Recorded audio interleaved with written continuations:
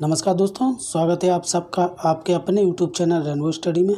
दोस्तों, जैसा कि हम लोग अधिगम के प्रमुख सिद्धांतों को पढ़ रहे हैं, उसमें हमने पहला पढ़ा उद्दीपक अनुक्रिया का सिद्धांत, जिसको दिया था E.L. थार्नडाइक ने।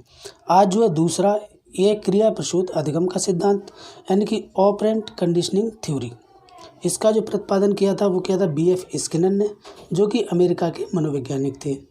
इन्होंने जो अपना प्रयोग किया था सफ़ेद चूहों तथा कबूतरों पर, यानी कि इन्होंने चूहे और कबूतरों पर अपने प्रयोग किए। चूहों पर जो प्रयोग किया था इन्होंने जो किया था 1938 ईस्वी में, और कबूतरों पर जो प्रयोग किया था वो किया था 1943 ईस्वी में।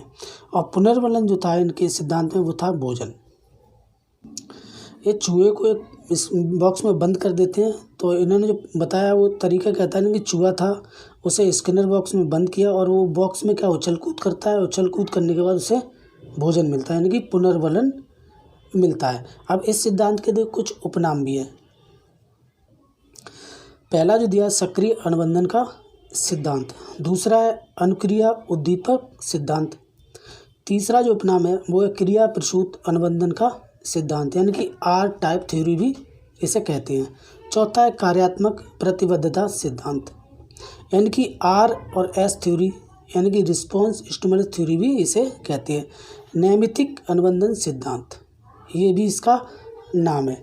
तो ये 6 उपनाम है इसके। इन उपनामों से क्या है, कोई सा भी एक नाम देकर आपसे पूछा जा सकता है, इसलिए आप इन उपनामों को अच्छे से याद कर लें।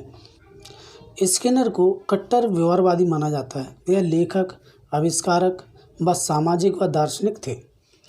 स्किनर ने चूहों तथा कबूतरों पर प्रयोग करके यह निष्कर्ष निकाला कि प्राणियों में 2 प्रकार के व्यवहार पाए जाते हैं। क्या निष्कर्ष निकाला?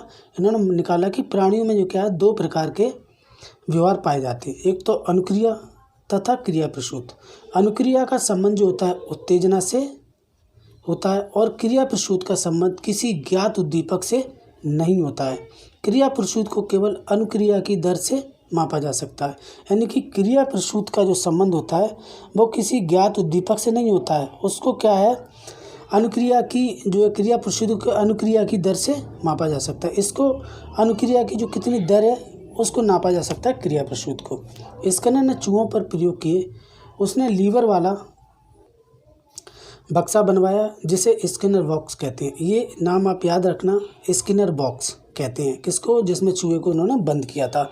लीवर पर चूहे का पैर पड़ते ही खट की आवाज़ होती है। इस ध्वनि को सुन चूहा आगे बढ़ता है और उसे प्याले में भोजन मिलता है। यह भोजन चूहे के लिए क्या करता है, प्रबलन का कार्य करता है, रेनफोर्समेंट का कार्य करता है। चूहा भूखा होने पर प्ररोदित ड्राइव्ड होता है और लीवर को दबाता है। फिर क्या वो क्रिया को सीख जाता है। चूहे को जब भूख लगती है वह जाता है और लीवर को दबाता है और भोजन को प्राप्त कर लेता है। अब इस सिद्धांत से क्या निष्कर्ष निकलता है, लीवर को दबाने की क्रिया चूहे के लिए आसान हो गई। बार बार अभ्यास करने से क्या है, लीवर को दबाने की जो क्रिया है चूहे के लिए आसान हो जाती है।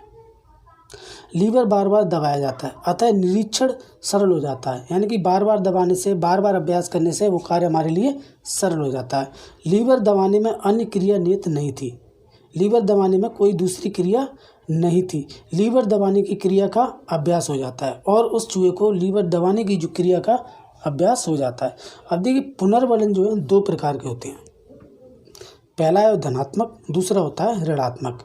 अब धनात्मक में क्या आता है, भोजन, पुरस्कार, पानी, प्रशंसा, जो क्या है धनात्मक पुनर्वलन। और ऋणात्मक पुनर्वलन जो होता है दंड, जो है ऋणात्मक पुनर्वलन है।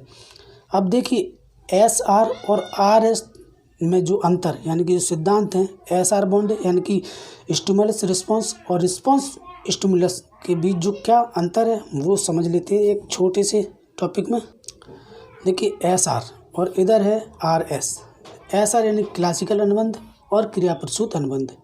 देखिए इसमें पहला यह व्यवहार या अनुक्रिया के लिए उद्दीपक बल देता है, यानी कि थार्नडाइक और पावलोव के जो सिद्धांत थे वो क्या है, उद्दीपक व्यवहार के लिए किसी अनुक्रिया के लिए क्या उद्दीपक पर बल देते थे। थार्नडाइक ने बिल्ली को पिंजड़े में बंद किया और पावलोव ने कुत्ते को पिंजड़े में बंद करके भोजन दिया। और पर यह पुनर्वलन यानी कि परिणाम पर बल देता है। यह क्या है, पुनर्वलन यानी परिणाम पर बल देता है, क्रिया प्रसूत। इसे S टाइप थ्योरी अनुबंधन कहा जाता है और इसे R टाइप थ्योरी अनुबंधन कहा जाता है। इसमें पहले उद्दीपक दिया जाता है, फिर कई विशिष्ट अनुक्रियाएं कराई जाती हैं, यानी कि उद्दीपक देने के साथ साथ इसमें कई विशिष्ट प्रकार की क्रियाएं कराई जाती हैं। और इसमें क्या है, इसमें स्वाभाविक रूप से अनुक्रिया करने पर पुनर्वलन दिया जाता है। इसमें क्या है, उद्दीपक यानी कि किसी चीज़ को भोजन को दिखा करके अनेक प्रकार की क्रियाएं कराई जाती हैं।